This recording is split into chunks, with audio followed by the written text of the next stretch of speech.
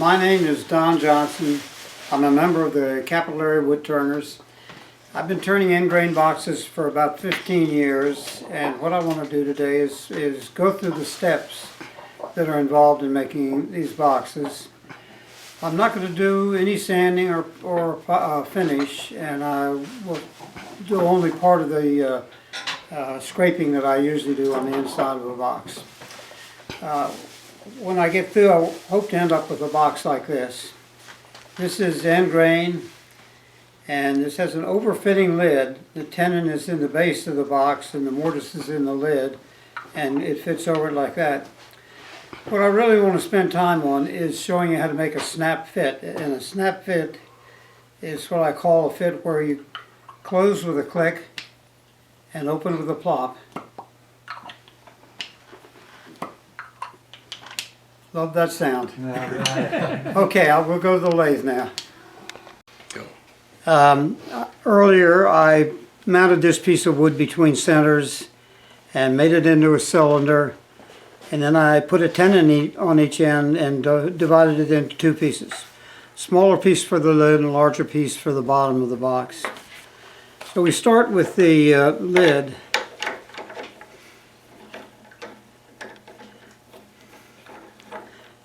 The first thing we do is the inside of the lid.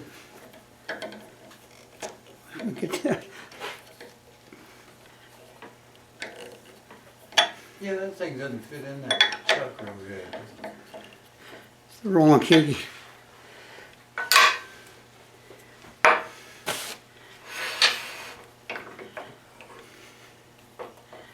At this point you have to finish the inside of the lid to completion. In other words,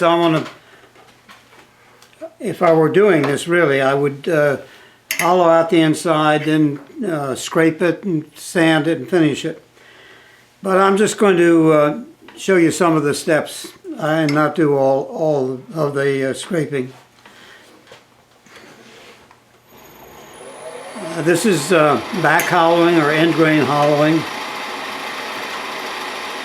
Start at center height. The way I do it is I just use a plain spindle gouge. I turn the flute so it's at 45 degrees. In other words, it's not facing straight up or sideways, but in between. Let me get a little closer. And I just plunge it straight into the wood and draw it towards me. And you get nice curls, and you can hollow out a lot of wood in a hurry.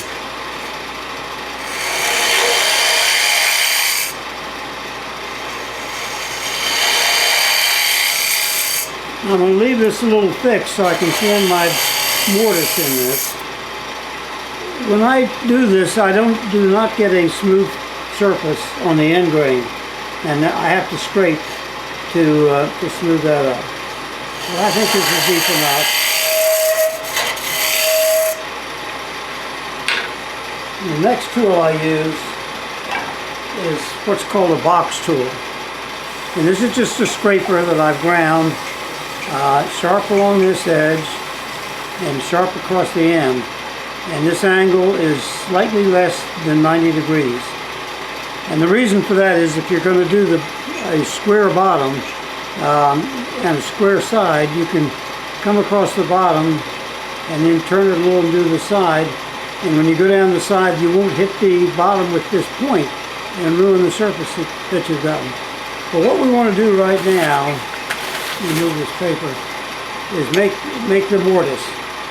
And what I do is I line up this edge and look down at the ways of the lathe and make sure that they're parallel while I put this in.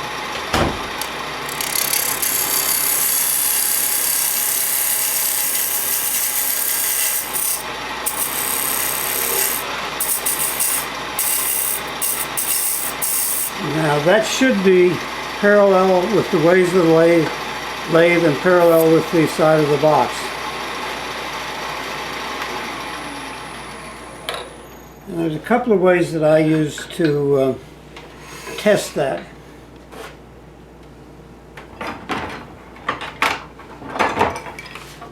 you can just hold a straight edge like this into the, make sure you're horizontal here, and then look at it and see if it's parallel to the ways. And that's pretty good. Actually, this thing is a little curved, so it's hard to tell. That's better. That's pretty good. The other method I use is with an inside caliper. And I put it all the way into the bottom of the mortise. Did you learn that from me? Yeah. And get it so it's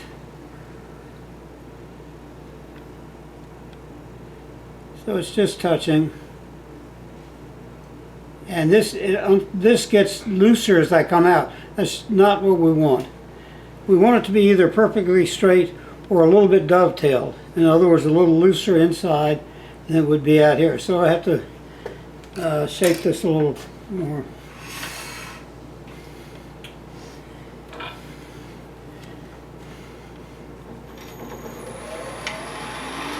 So this will have to be a pretty light cut because I've gotten this about the thickness I wanted. It's about 1/8 of an inch or slightly less.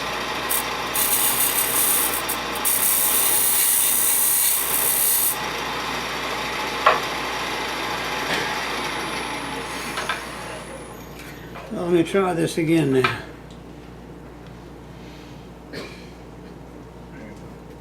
That's pretty good. It just, when I draw it out, it just hangs a little bit on the outside, so it's maybe perfectly parallel or slightly dovetailed.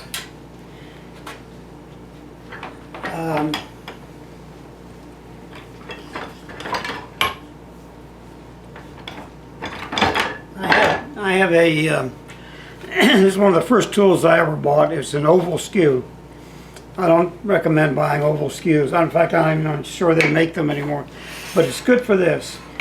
This surface here was cut with a parting tool, and it's not real smooth. It's pull out, so I always try to touch that up, and with a scraper. And I use this parting tool only as a scraper.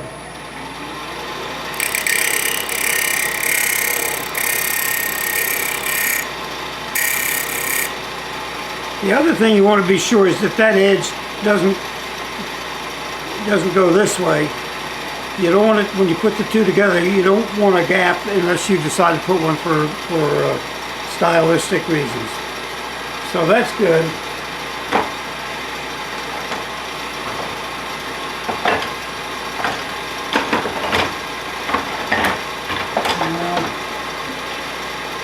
Now I'm going to dome the top a little, so I think I'll dome the inside a little too.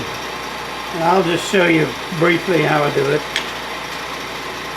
Start in the center.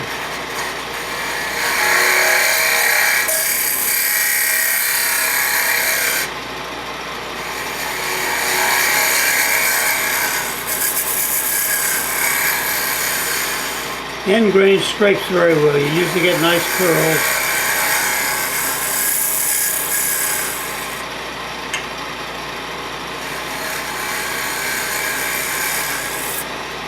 So that's all I'm going to do. Ordinarily there's still some lines there. I would try to get them out and then sand it and finish it. And now we'll move on to the base of the box.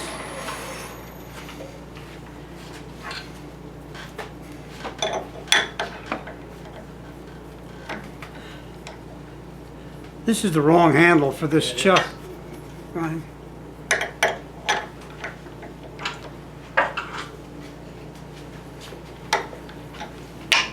It works, but it's really tough.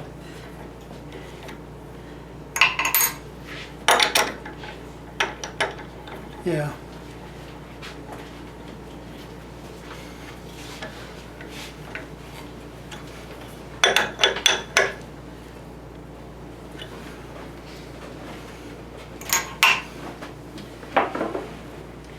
I want to demonstrate on this box the tenon. If you can see, this is just like a bead.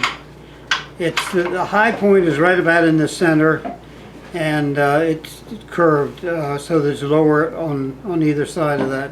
And that's what I'm going to try to do here.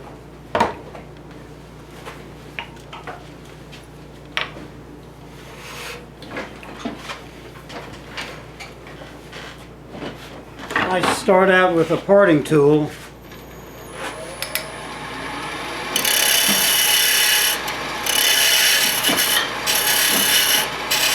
I want to make the width of this about the width of the mortise. I start out, I just go straight in, and then I taper it, and then I try this. And I got pretty good. Yeah. Now, that leaves a little burnish mark, and it's right in about the center, which is where I want it. Usually I have to do it 2 or 3 times to do it, but I just made a deeper cut this time and got it in one cut. Okay, so I'm going to leave that alone now and do some hollowing.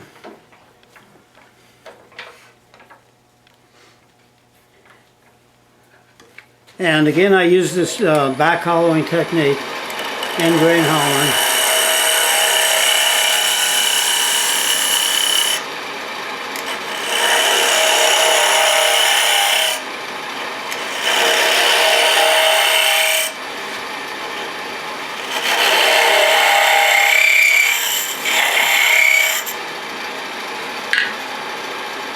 What I want to do is I'm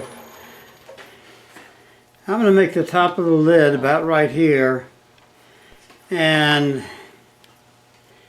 I want the body to be about 1.5 times that, which would be about right here.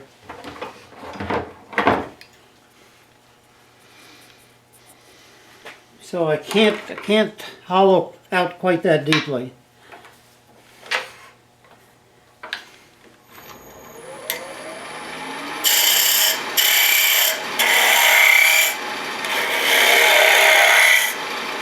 When you're doing this, you often get a little point where you haven't gone quite in the center. The next time, you just plunge it right into that point and you'll get rid of it.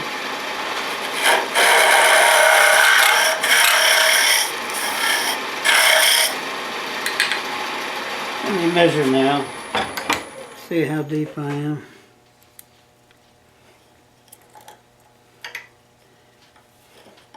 So that's about right. I don't want to go too much deeper, and I do have to do some scraping in there. And this is a box tool also. It's almost like the other one that I showed you. It's the same general shape. It's just a little bigger.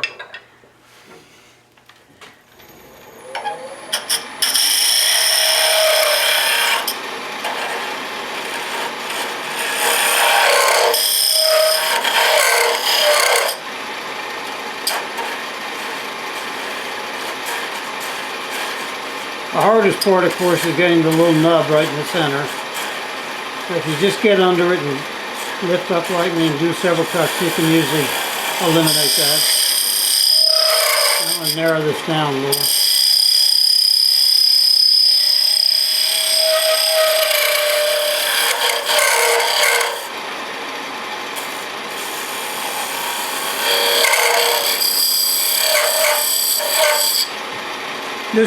This box tool has a rounded point here, so that the base doesn't meet the side exactly square. It rounds off a little bit.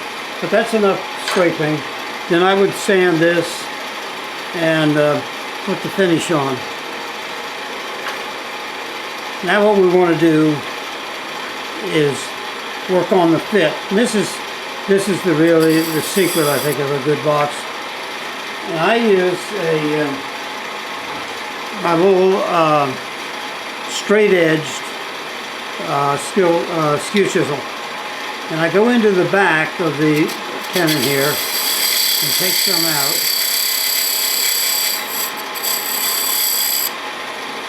I'll stop it and see where I am now.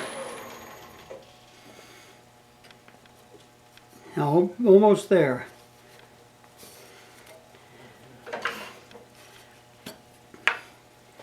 Also, I do have to scrape this. Again, that's an edge that was made with a parting tool. Let me do that now. And you can just see it's get smooth.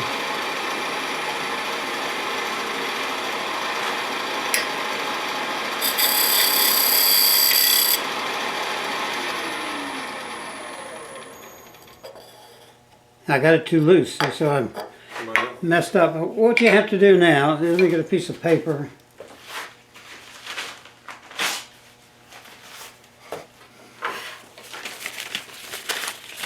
I want this to be real tight.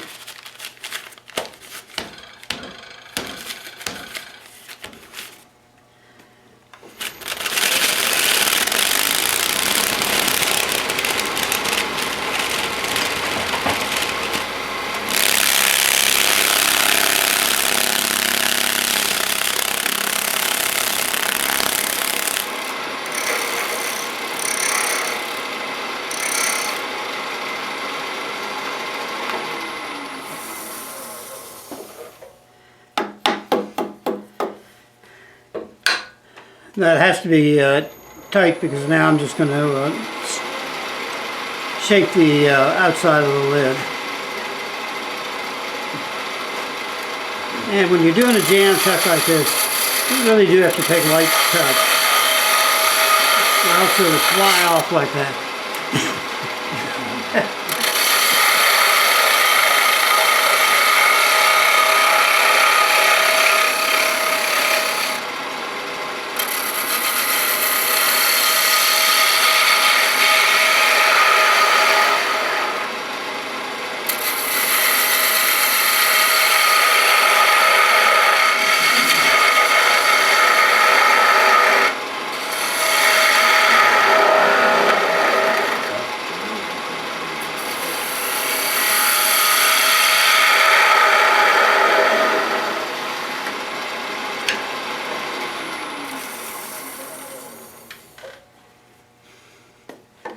I have to take off quite a bit. I left it thick on the inside. I'll get rid of some of that.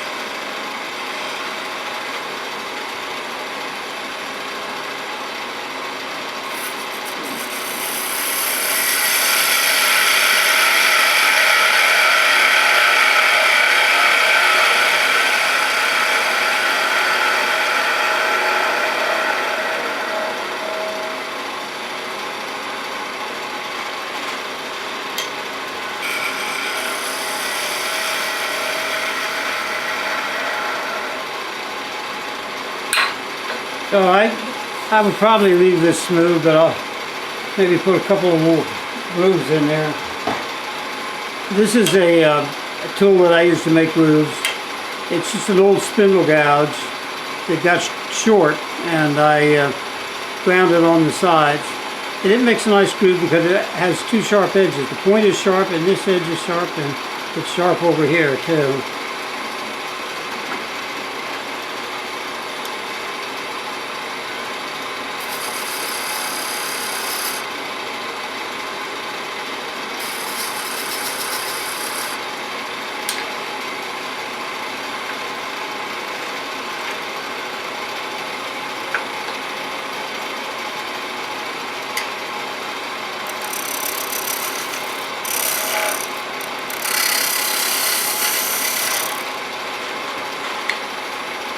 I can see my line here, and that looks about right.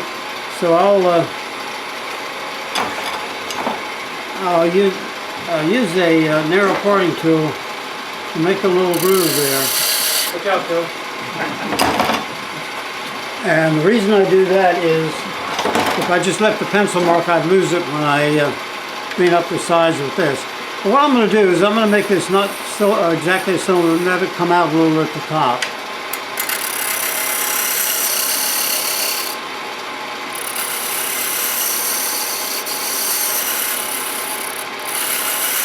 You have to be careful that you've got enough thickness here to do this. And I think I do.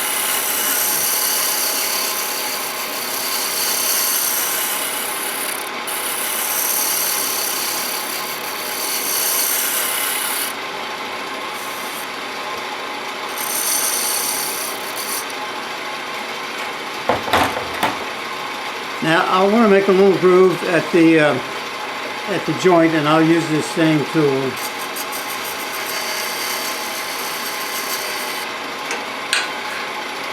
Then I would sand this and put finish on it, and then part it off.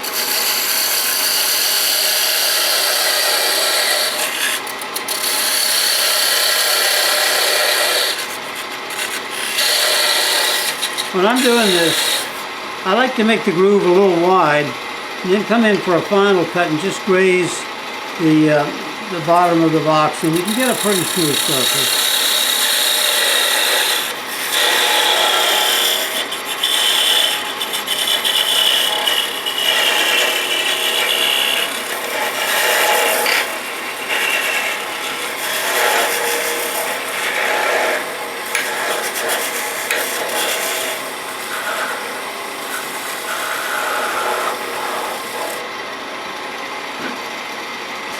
That's not too bad. So, since we screwed up this, I'll try to show you again on the jam fit here. And it's the same process.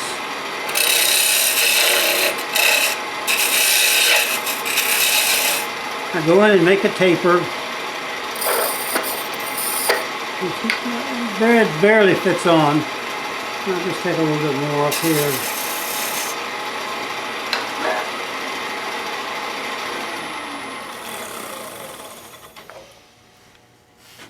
That fits about half. About half. You'd like to have it go about halfway. Don't you want to put the bottom on there? Yeah, don't you do the bottom? Isn't that the bottom? No, but you can, Oh, I picked it. Oh. but you got a lot. You can actually make the fit for the top and then do the bottom, so we hear that snap. Yeah, but you gotta do Oh, the okay. thing. Okay. Yeah, but Yeah. then there's plenty of wood to take a little more off. Oh, okay. All right, try again on this.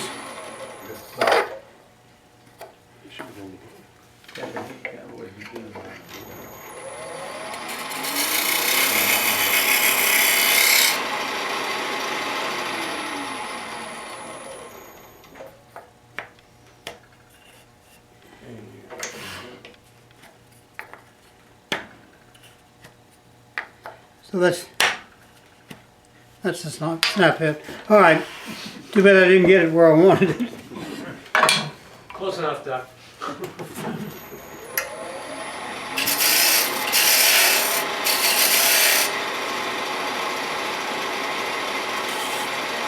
This is one reason when you're doing the inside of the bottom, it's good to make it straight in, at least the first little part, because it's a lot easier to get a good fit. So it still doesn't go on. In other words, this is too big, so you know back here it's too big. If that's too big, this is way too big. So what the idea is, it's in a taper now. You bring it down to a straight, and then make another taper. It's still too big, so I'll bring this down to straight again and make another taper.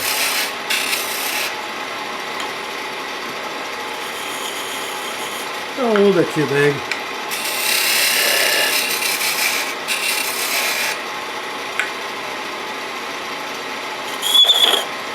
That just barely fit over. I'm going to just take it down a little bit.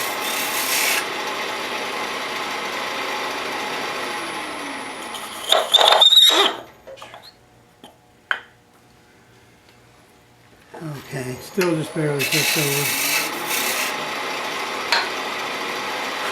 So now I'll start to scrape the back of this to make it into a bead.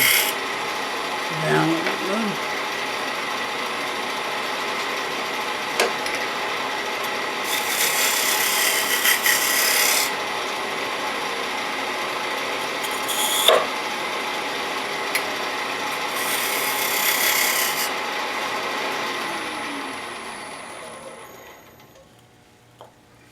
This, of course, is where you practice you're getting these fits. Is when you're doing the jam fits for the base.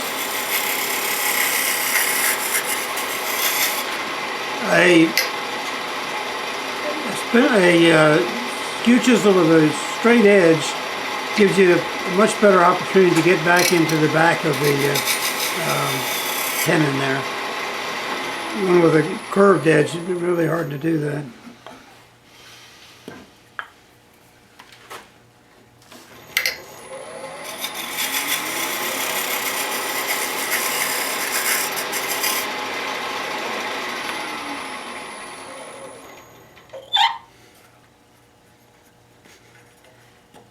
That's just about right.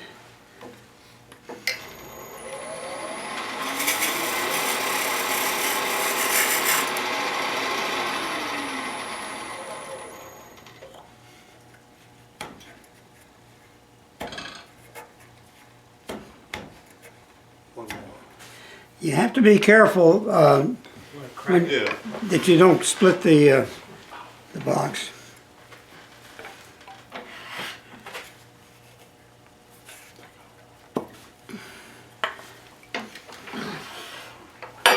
Oops.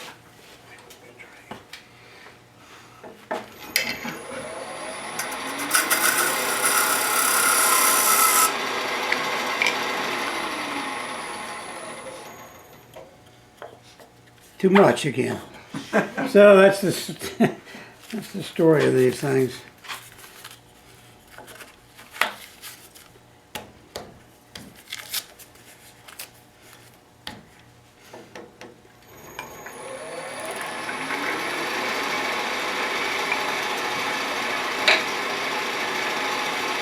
Now I go and finish up the bottom of the box.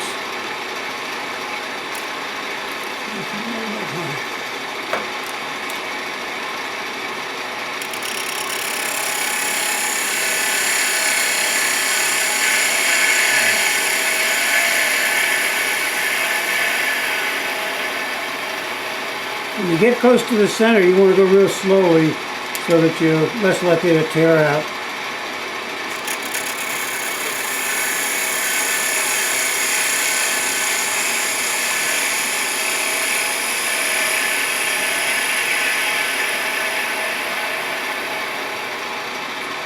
The one thing that I always do on the box is to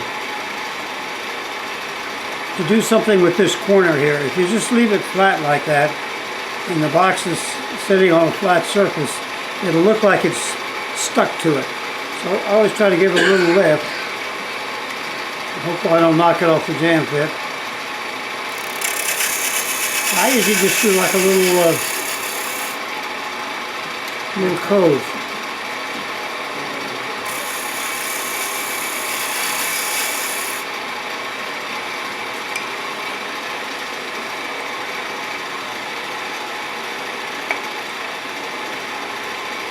Since I did these on the top, I'll just do a couple of these here.